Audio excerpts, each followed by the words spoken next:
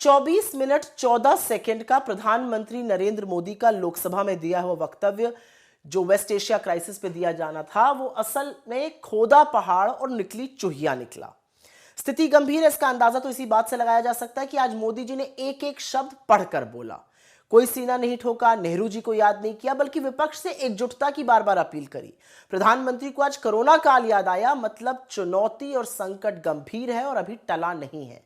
पर पश्चिम एशिया में चल रहे इस भीषण युद्ध और तबाही पर आज देश अपने प्रधानमंत्री को सुनना चाहता था, जानना चाहता था कि भारत का क्या रुख है।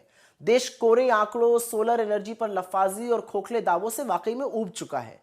लेकिन मोदी जी ने 24 मिनट में अमेरिका और इजराइल का एक बार भी नाम नहीं लिया। मोदी जी ने यह तो माना कि युद्ध से संकट बढ़ा है, स्ट्रेट ऑफ हॉर्मुज बंद होने से हमारे यहां सप्लाई बाधित है।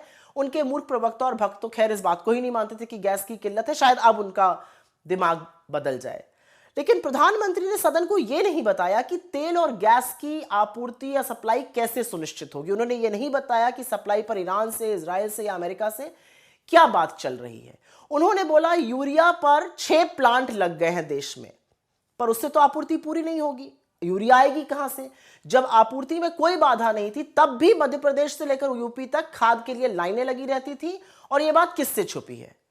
किसानों के हितों को यूएस ट्रेड डील में स्वाहा करके मोदी जी किस मुंह से आज किसानों के विश्वास को जीतने की बात कर रहे थे? और यह कितनी बड़ी विडंबना है कि अमेरिका को अपनी एनर्जी सिक्योरिटी सौंपकर आज प्रधानमंत्री एनर्जी सिक्योरिटी पर बतिया रहे थे। ये कौन बताएगा कि जो रूसी तेल हम बड़े डिस्काउंट पर खरीदते थे, आज वही प्रीमियम देकर अमेरिका की स्वीकृति के बाद खरीदा जा रहा है। उन्होंने नहीं बताया कि एलपीजी, पेट्रोल, इंडस्ट्रियल डीजल, सरसों का तेल, रिफाइंड ऑयल, कोयला सब महंगा हो गया है। गैस से चलने वाली हजारों फैक्ट्री बंद हो गई और एक बार फिर से इस देश के मजदूर अपने गांव लौटने को मजबूर हैं।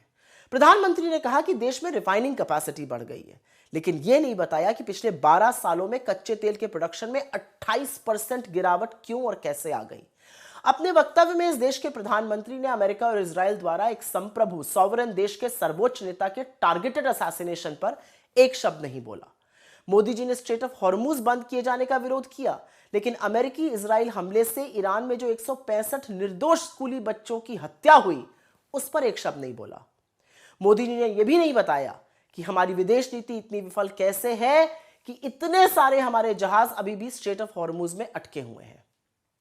24 मिनट में कोरोना और 2 बार एकजुटता का हवाला सुनकर एक बात तो साफ है, चुनौती गंभीर है। भक्त भले बकलोली करते रहे, प्रधानमंत्री ने हाथ खड़े कर दिए हैं। कोरोना काल को याद करके यह भी साफ है कि आपको अपने हाल पर छोड़ दिया गया है, बस थाली और ताली बजवाना बाकी रह गया है।